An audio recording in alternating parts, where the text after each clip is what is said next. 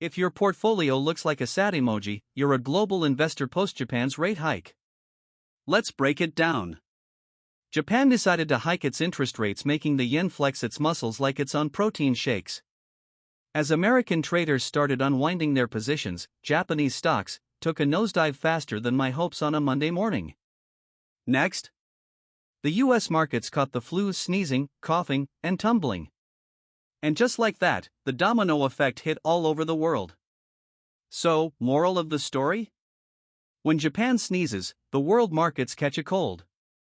Stay tuned for more roller coaster rides in finance.